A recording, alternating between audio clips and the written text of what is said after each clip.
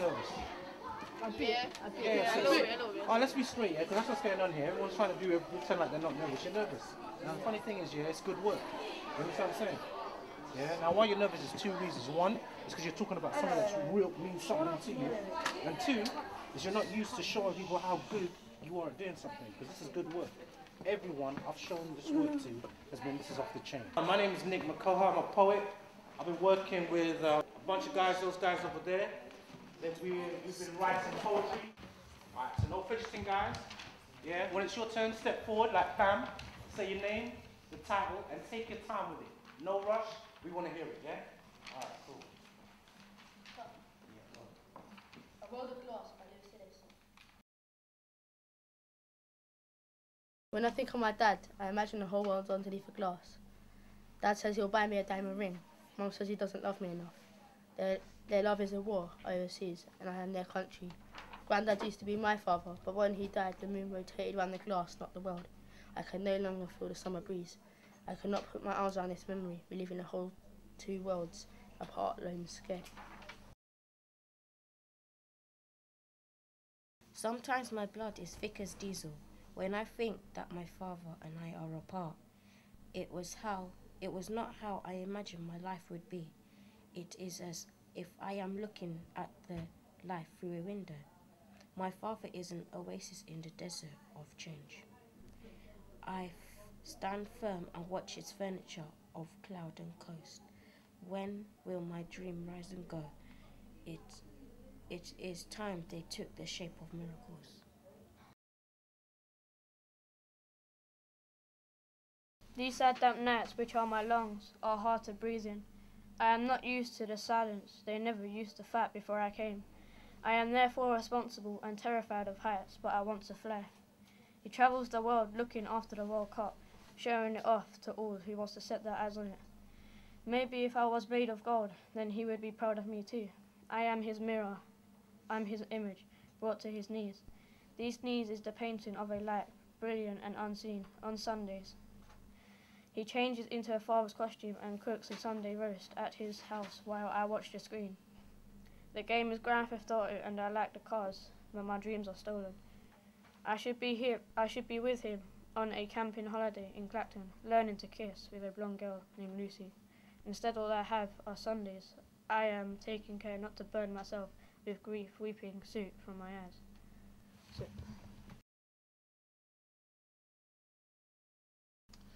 A child should not be asked to seize hero packing all he owns into a bag. If my father had kept the affair to himself, there would have been no arrest for driving without a license or child separation. I could have the life lived on television. Instead, I am taking care not to burn myself with my own thoughts. When he left, he didn't close the door behind him.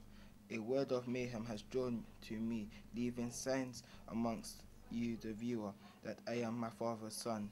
It is a battalion of tanks fighting without sound, saying in silence, I wish you could just be there. Yeah.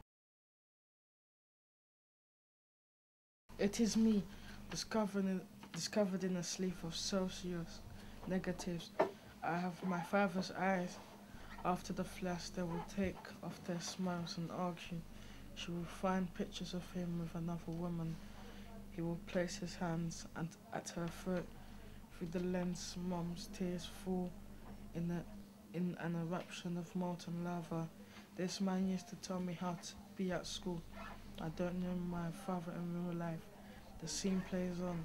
No black box, no fuselage. He never told me why he did it. Mom knows he will land in the bushes. What I do know is that Dad has a Jones for other women. And strong son that he likes their character. He pulls out chairs and gives them gifts. Mom will leave him for dead, picking through the hot metal of this plane.